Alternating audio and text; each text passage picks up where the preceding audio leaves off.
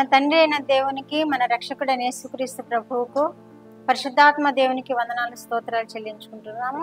అనుదిన వాక్య ధ్యానంలో భాగముగా ఈ దినమందు దేవుడు మనకిచ్చిన వాక్యము మొదటి దినవృత్తాంతముల గ్రంథము 16వ అధ్యాయము 8-9 వచనాలు చదువుకుందాం. యెహోవాకు కృతజ్ఞతాస్తుతులు చెల్లించుడి, ఆయన నామమును ప్రకటన చేయుడి, ఆయన కార్యములను జనములలో తెలియచేయుడి, ఆయనను గూర్చి పాడుడి, ఆయనను కీర్తించుడి, ఆయన అద్భుత క్రియలన్నిటిని గూర్చి సంభాషణ చేయుడి.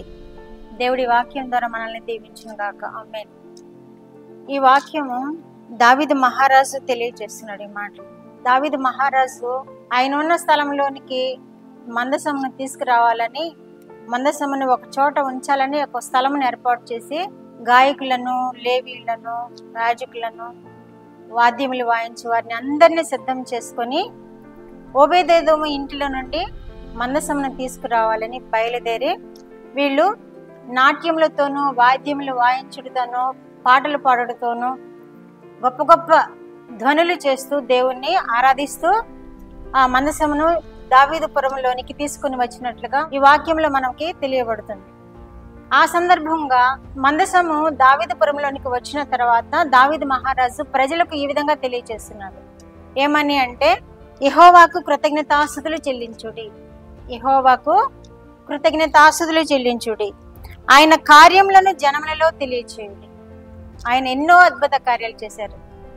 దావీదు మహారాజు అయినప్పుడు ఎన్నో యుద్ధాలు జరిగించి ఆయనకి జయంనిచ్చి ఆయన రాజుగా స్థిరపరిచి యెరూషలేములో నివాసం ఏర్పాటు చేసి ఆయన ప్రజలకు ఎంతో మేలు చేసిన దేవుణ్ణి ఇక్కడ ఈరోజు మందసము వచ్చిన సందర్భాన్ని పురస్కరించుకొని ఘనముగా దేవుణ్ణి సేవిస్తూ, ఘనముగా దేవుణ్ణి ఆరాధిస్తూ ప్రజలకు తెలియజేస్తున్నాడు.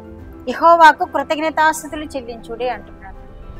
మన దేవుడు మన మధ్యలోనికి వచ్చాడు అని సంతోషంతో యెహోవాకు కృతజ్ఞతాస్తుతులు చెల్లించుడి అని తెలియజేస్తున్నాడు. ఆయన నామమును ప్రకటన చేయుడి, ఆయన నామమును ప్రకటన చేయాలి. మనకు తెలిసిన ఈ వాక్యాన్ని తెలియని వారికి ప్రకటన చేయాలి. దేవుని యొక్క గొప్ప కార్యాలను ప్రచురం చేయాలి. దేవుని యొక్క గొప్పతనాన్ని ప్రకటన చేయాలని ఈ వాక్యంలో మనము తెలుసుకుంటున్నాము. ఆయన కార్యములను జనములలో తెలియచేయుడి.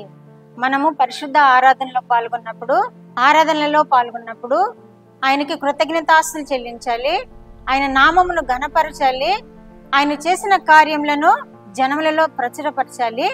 ఇంకా జనములతో ఇంకేం చేయమంటున్నాడు? ఆయనను గూర్చి పాడుడి, ఆయనను కీర్తించుడి, ఆయన అద్భుత క్రియలన్నిటిని గూర్చి సంభాషణ చేయుడి. మందిరాల్లో చేరి మనము ఏదో ఆ సమయం అయిపోయిందిలే అని వెళ్ళి ముగించుకుని రావడం కాదు.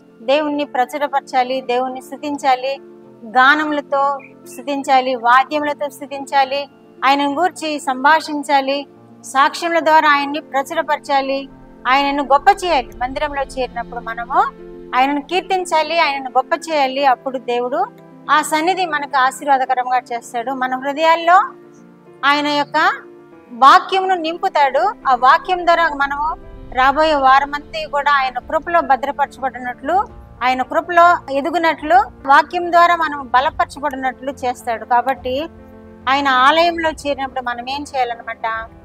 ఇక్కడ ఈ ప్రజలు మందసము వారి మధ్యలోకి వచ్చిన కారణం చేత ఆయనను స్తుతించుడి అంటున్నాడు, ఆయనను ఘనపరచుడి అంటున్నాడు, ఆయన కార్యములను ప్రచురపరచుడి అంటున్నాడు, ఆయనను కీర్తించుడి అంటున్నాడు, జనములలో ఆయన కార్యములను తెలియచేయుడి, సంభాషించుడి అంటున్నాడు. కాబట్టి మనము కూడా దేవుడు మనతో ఉన్నాడని, దేవుడు మన పక్షాన ఉన్నాడని, మందిరంలో మనతో మాట్లాడుతున్నాడని, మందిరంలో మనల్ని చూస్తున్నాడని దేవుణ్ణి ప్రచురం చేయాలి, దేవుని గురించి సంభాషించాలి, దేవుని కీర్తించాలి. ఊరికే వెళ్ళి ఊరికే వచ్చేస్తే అది మనకి సంతోషాన్ని ఇవ్వదు, ఆశీర్వాదాన్ని ఇవ్వదు. ఆయనను పాడాలి, కీర్తించాలి, ఘనపరచాలి, సంభాషించాలి, ప్రచురం చేయాలి. అప్పుడే దేవుడు మనల్ని దీవిస్తాడు. అట్టి ఆశీర్వాదకరమైన దీవెనలు మందిరంలో పాల్గొన్న బిడ్డలందరూ పొందుకుందరు గాక. ఈ వింటున్న బిడ్డలందరూ మందిరాల్లో చేరి వారు దేవుని కీర్తిస్తూ, దేవుని ఘనపరుస్తూ, దేవుని పాడుతూ, దేవుని గురించి సంభాషిస్తూ, దేవుని ప్రచురం చేయడానికి ఒక నిర్ణయం తీసుకొని వారు ఈ వాక్యం ద్వారా ఆశీర్వదింపబడుదురు గాక. మందిరాల్లో చేరి బిడ్డలందరూ దీవింపబడుదురు గాక. ప్రార్థన.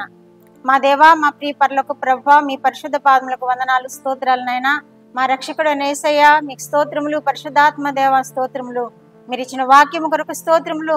మీ సన్నిధిలో ఉన్నామని జ్ఞాపకం చేసుకుని ప్రభువా నైనా తండ్రి మిమ్మల్ని పాడి మిమ్మల్ని స్తుతించి మిమ్మల్ని కీర్తించి మీ నామమును ప్రచురపరిచి మీ నామమును గురించి సంభాషించుకునే కృప వినిచిన బిడ్డలందరికీ దయచేయమని మందిరంలో చేరి మేము ఆరాధిస్తున్న బిడ్డలందరూ ఇట్టి అనుభూతిని పొందుకొని మీ చేత ఆశీర్వదింపబడు కృప దయచేయమని యేసుక్రీస్తు వారి పేరిట ఈ మనలో మీ పాదముల యొద్ద వేడుకుంటున్నాను పరమ తండ్రి. ఆమేన్.